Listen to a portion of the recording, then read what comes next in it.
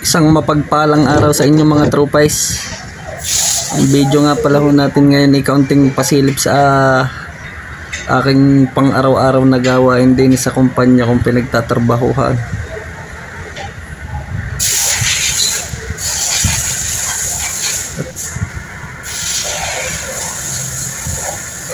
Yan nga pala ang aking ginagawa ngayon ay paglilinis ng material kong ginagawa. Ang atin ng gamit di ang palinis na chemical ay yung tinatawag na napta tsaka thinner. Yun yung naptang yun ni uri ng solvent to yun, pero siya yung malabnaw, hindi katulad ng solvent na ginagamit sa pang kapit sa mga tubo-tubo na PVC. Yan ay kailangan ni malinis yung material na yun. Napakasilan, hindi maaaring madumay at baka magasgas ang bawal na bawal. Kaunting gasgas lang ay hindi na magkaka-reject agad. Mahirap naman at madadali tayo pagka gumasgas na kayo.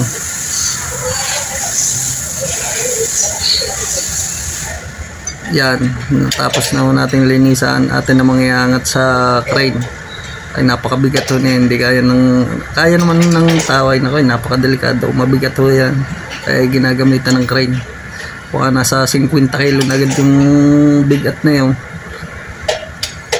Mapapaibo nyo pero hindi nyo pwedeng buhatin at napakabigat. Madidisgrasyang yung likod pagka binuhatin yung paper sa inyo. Kaya diyan sa amin tigigisa kami ng crane na gamit. Ang atin hong gagawin ngayon ay tayo mag-assemble. Assemble natin yung makinang yan.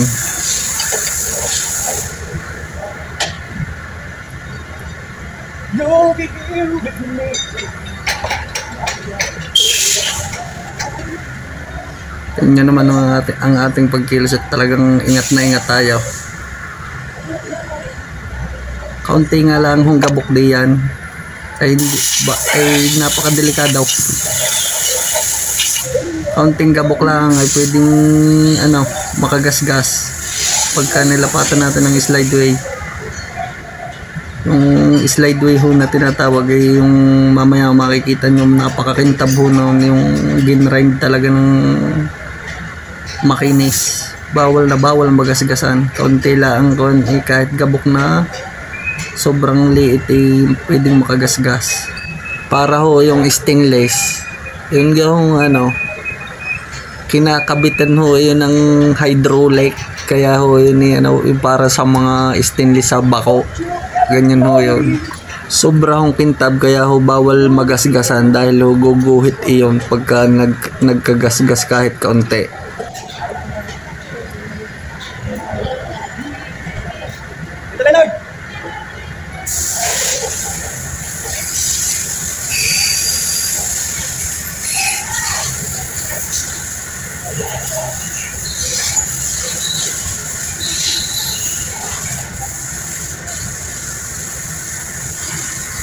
Ang isa nga palang set ng ganyan, yan ay bali tatlong magkakapartner.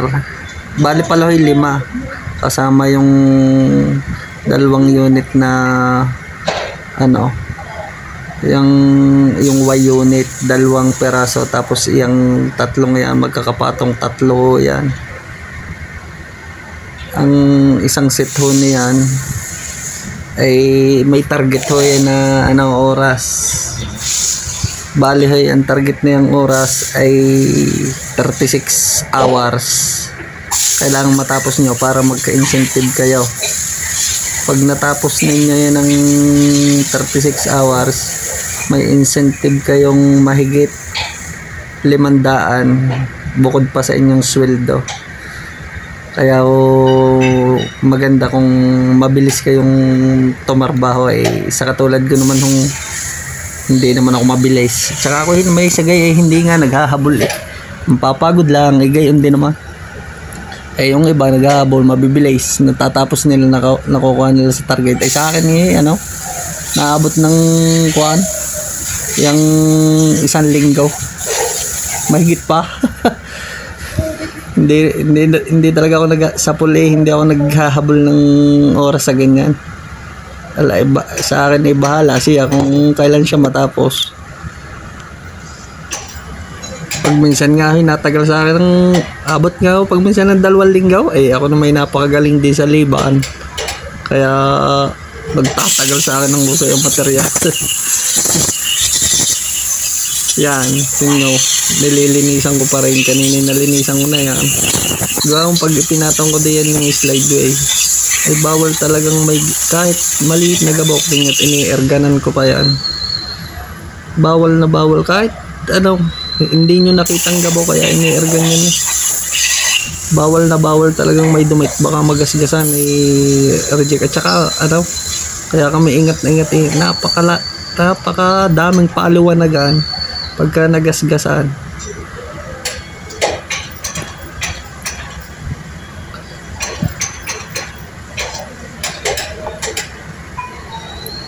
Yan, lagyan na natin ng bakra.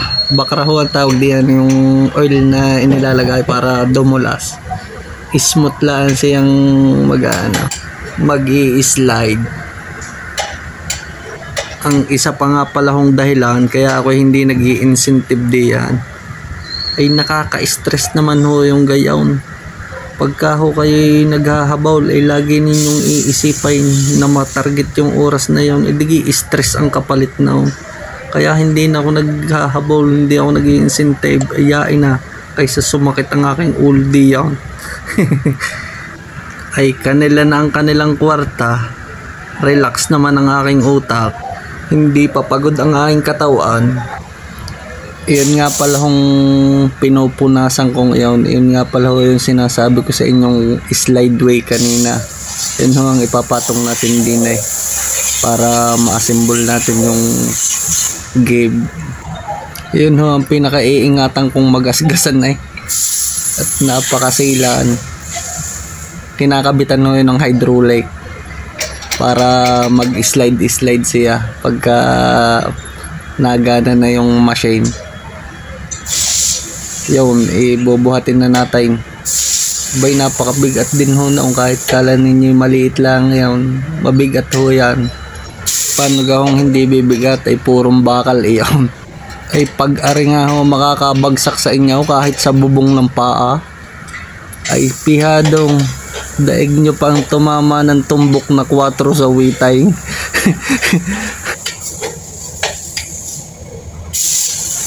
Yan, kung mapapansin ninyo, tingnan ninyo, dahan-dahan ko talagang inilalagay. Baka sumabay, napakasilan nga ho niya. Konti nga lang hong gas-gas talagang ay mare-reject agad. Ang daming pulong kaya ako yung ilag na ilag lagay. Ingat na ingat. Yan, tingnan ninyo ang lambot ng itulak. Gawa yan nung ating inilagay kaninang bakra, yung oil ho kaninang kita ninyo inilalagay, pinupunas ko. Pero binamang awit-awit rin si Ali Barbar ay.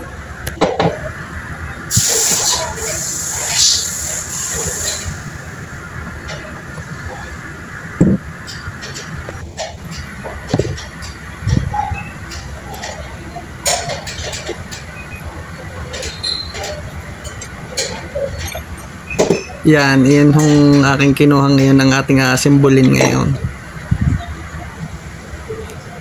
Give ho ang tawag doon. Give kung sa kwan ho kung sa ating mga alwagay o karpintero kung tawagin ninyo sa iba.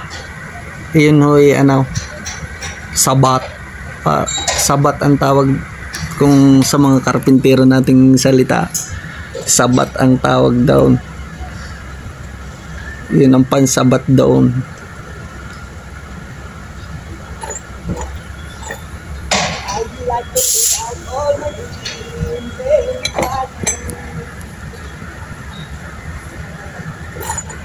CNC machine nga pala ho yung aming binubuong iyan. Lathe machine ang tawag. CNC lathe machine. Hindi ko na babanggitin no ang pangalan ng company. Baka madali.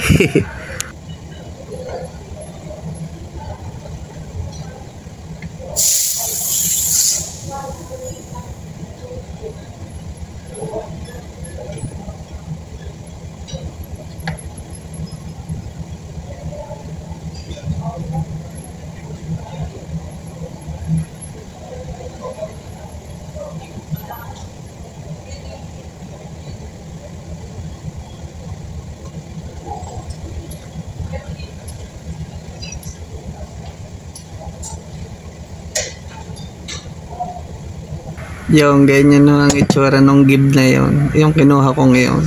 Yan, hawak ko ngayon. Pang sabat iyan.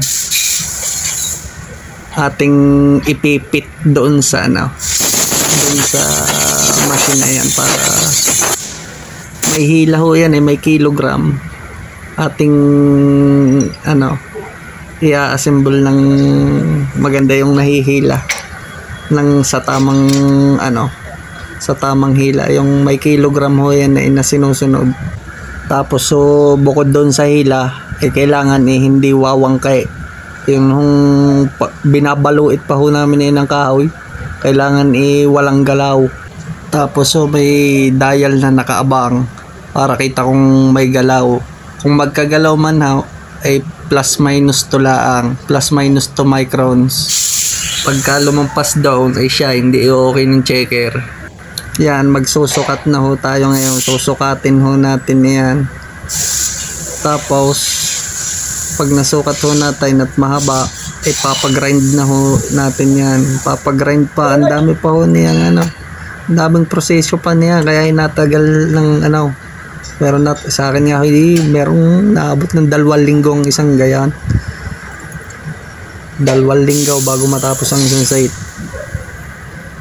Pero sa iba kaya tatapos ng ano 3 araw nung mabibilis talagang naghahabol ng incentive.